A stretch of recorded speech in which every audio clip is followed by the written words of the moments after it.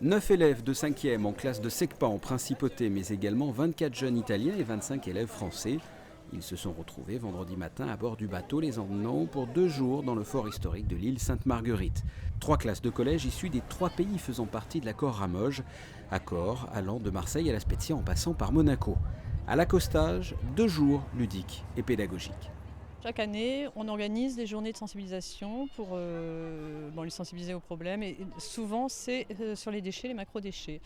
Et là, on a pensé que ça serait bien que déjà, ils prennent le temps d'être ensemble et de passer au moins 2 jours ensemble pour communiquer justement et échanger. Parce qu'en fait, Ramoge, c'est ça qui est important, c'est pouvoir aussi échanger entre l'Italie, la France et Monaco sur des problématiques qui nous sont communes, mais que chacun voit de son point de vue. Et là, c'est l'occasion d'échanger. Et ça, c'est aussi Ramoge. Enfin, c'est une coopération solidaire entre les 3 pays et c'est initier ça auprès des jeunes.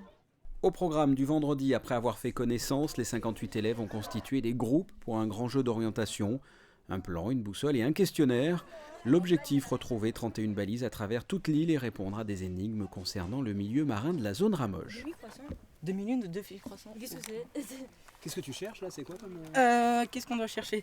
Les escaliers permettant d'accéder soit à la demi-lune, au demi-croissant ou au fort. On doit chercher. Regarde sur la carte, regarde sur la map. Qu'est-ce que tu penses de ce que vous allez faire pendant ces 2 jours? Que c'est bien parce que on peut échanger avec d'autres collèges, d'autres élèves, et puis en plus avec des Italiens et tout. Voilà. On était à la 1. On n'a pas fait la 0. On n'est pas obligé, mais Ça existe les balises 0. il n'y a pas eu d'intersection. Ce jeu d'orientation était organisé par le Centre permanent d'initiative pour l'environnement des îles de Lérins, une association qui a notamment un message bien précis à faire passer. Connaître la faune et la flore qui nous environnent. Et c'est pas un vain message, parce que quand on est au bord de la mer en famille, qu'on se baigne, on a du plaisir à être là, et puis on a nos yeux qui se portent sur la faune et la flore, et puis papa, c'est quoi ce don de ce poisson? Je sais pas.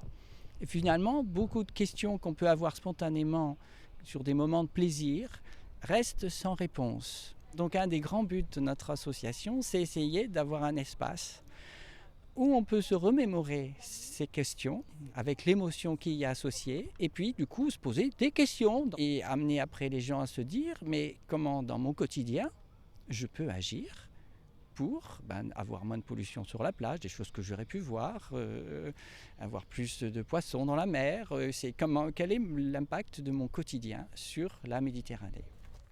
Le reste du programme pour clore cette prise de conscience, des activités nautiques et la visite de l'aquarium.